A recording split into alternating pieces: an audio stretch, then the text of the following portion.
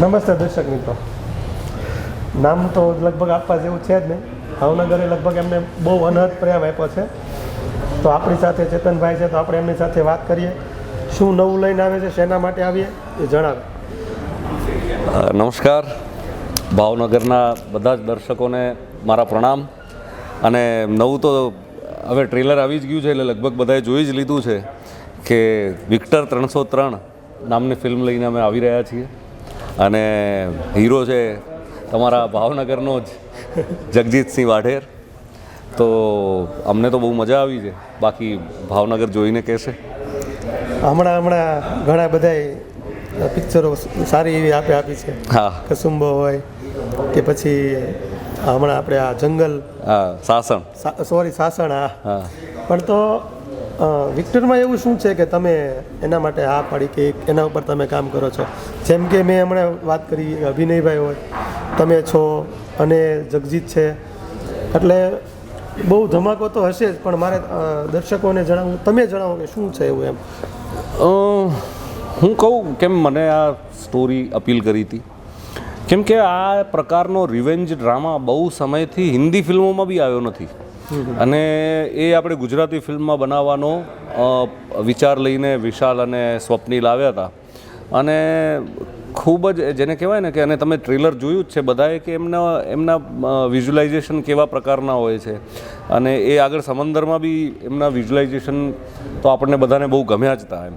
તો આ પાછો આવો જ સબ્જેક્ટ અને આવું બેકડ્રોપ લઈને, મીઠાના અગરિયાઓની વાત લઈને, તો આ બધું જે હતું ને એમને મને બહુ એક્સાઇટ કર્યો કે અને બીજું કે આટલી ફાઇટવાળી કે આટલી જેનામાં સિરિયસ ફાઇટિંગ હોય એવી ફિલ્મ ક્યાં આવી છે ગુજરાતીમાં. તો એ બી એટલે એ બી બહુ ફેસિનેટિંગ હતું. આપણને પરફોર્મ કરતી વખતે બી મજા આવશે એવું હતું, અને બહુ મજા જ આવી છે. એટલે મને એવું લાગે છે કે દર્શકોને બી મજા જ આવશે.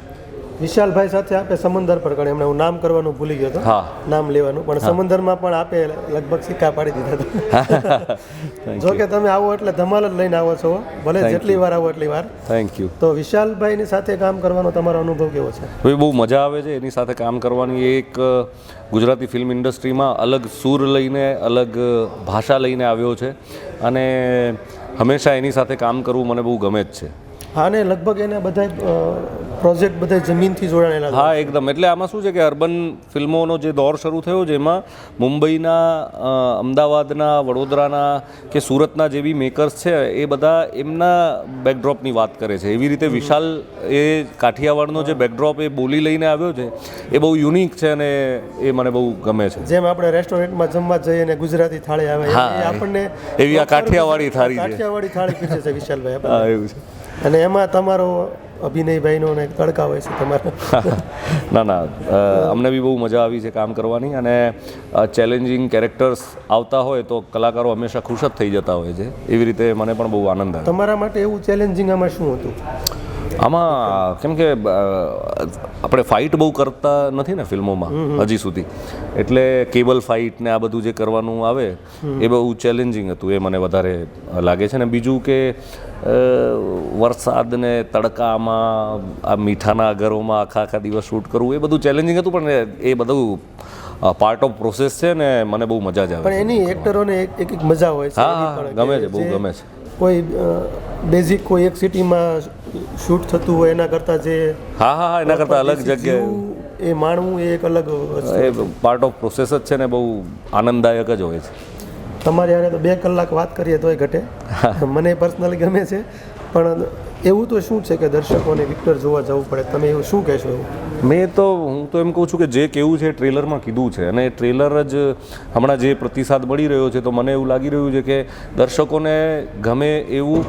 અને એટલે અમે ગમે તેવું નથી પીરસ્યું, દર્શકોને ગમે તેવું પીરસ્યું છે. એટલે મને લાગે છે દર્શકો પ્રતિસાદ આપશે.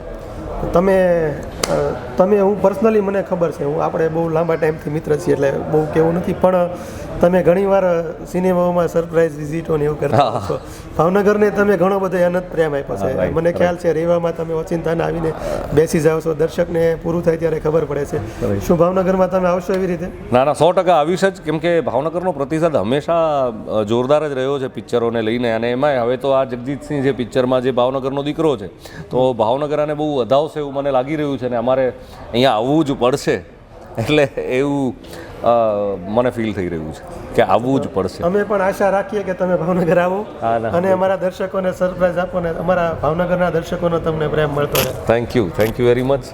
અને દર્શકો આવો ને આવો પ્રેમ આપતા રહે તો સારું કામ કરવાનો અમારો ઈરાદો બુલંદ થતો જાય છે.